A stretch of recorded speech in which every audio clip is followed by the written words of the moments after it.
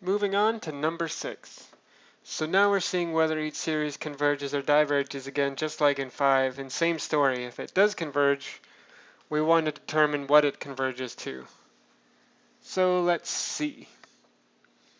We start with sum n equals 0 to infinity, 1 over n times n plus 1. Right. Okay. And so we're asking, does this converge, diverge? And one thing to look at is, first, do the terms actually go to 0? That's an important thing to look at because if you just go ahead and try some strategy, it might not work when it was really easy to tell that it diverged. But these things do go to 0 as n goes to infinity. So there's a chance it converges. So now what we do is we look at partial fractions. That's going to be equal to a over n plus b over n plus 1. So we get 1 equals a times n plus 1 plus bn. If I plug in minus 1, I get 1 equals minus b. If I plug in 0, I get 1 equals a. So this is equal to 1 over n minus 1 over n plus 1. So now we look at the partial sums. So S1, actually what does it start at? S0, it should start at 1. Okay.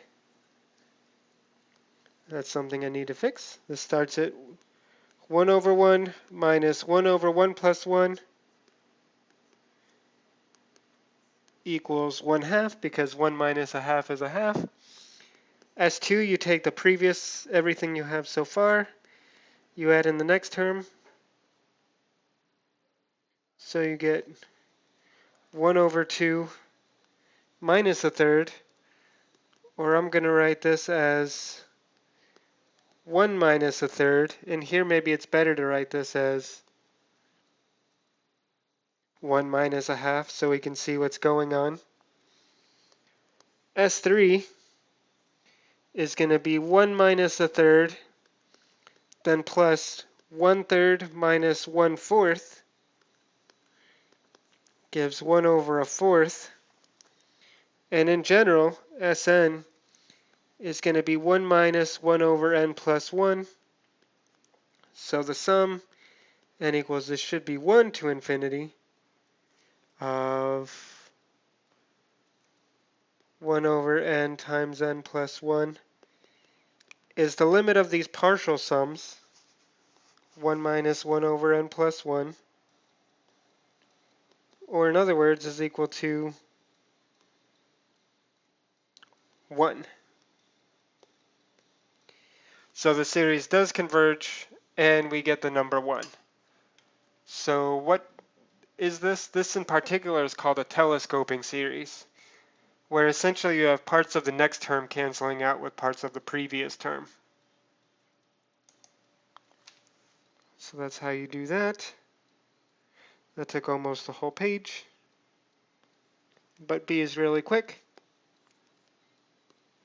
So for part B, we have sum, I think I started at 3 to infinity, and then natural log of n plus 1 over 2n plus 1, n.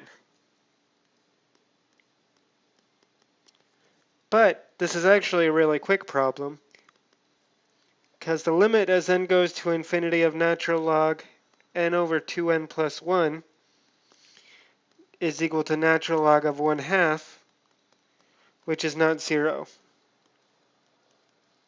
So the series diverges. The terms don't go to 0, so there's no possible way the sum can converge. And so we get that answer. Finally,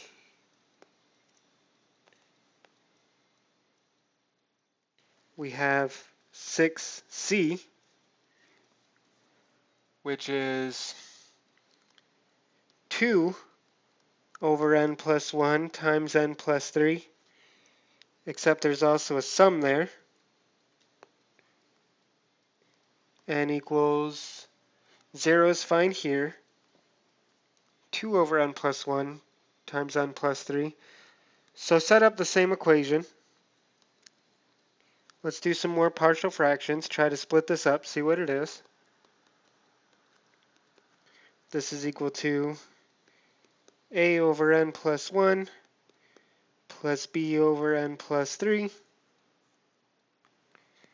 And so if we solve this, if we plug in, well, first 2 is a times n plus 3 plus b times n plus 4. So if we plug in n equals minus 1 to cancel out that guy, we get 2a equals 2, or a equals 1.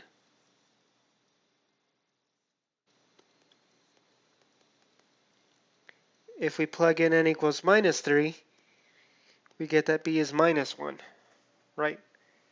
Because minus 3 plus 1 is minus 2. 2 equals minus 2b.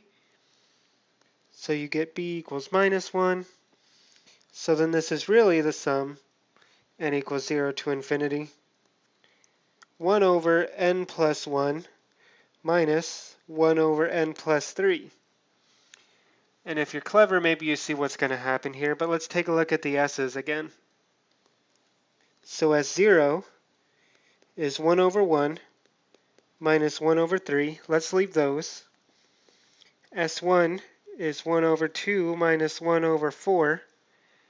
Nothing seems to be canceling there, except I need the other stuff too. S0, which is 1 minus 1/3, and then plus. S2 is all of this good stuff.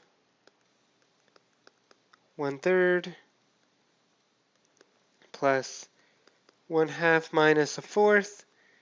Now what do I add? Plus 1/3 minus 1/5. And now this 1/3 is going to cancel with that 1/3.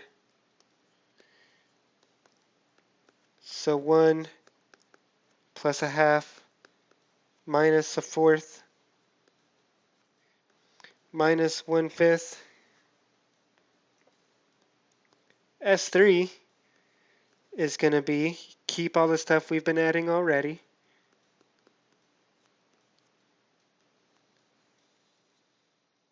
And then it's plus 1/4 minus 1/6 is the next term. This 1/4 cancels with this one.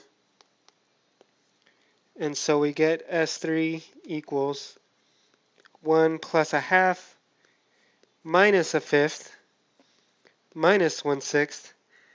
And in general, we're going to notice, okay, S3, at S2 I had minus 1/4 minus 1/5. At S1 I had minus 1/3 minus 1/4. S2 minus 1/4 minus 1/5. And in general, Sn is going to be 1 plus 1/2 minus 1 over n plus 2 minus 1 over n plus 3. We're going to bring in two new terms, but then we're going to carry this n plus 2 because it kind of doesn't cancel in the middle. And we're going to keep this 1 plus 1/2. And that's just by that cancellation we kept doing. So we get limit as n goes to infinity of the Sn's. This is equal to just 1 plus 1/2, which is equal to 3/2. And so that's what this sum converges to.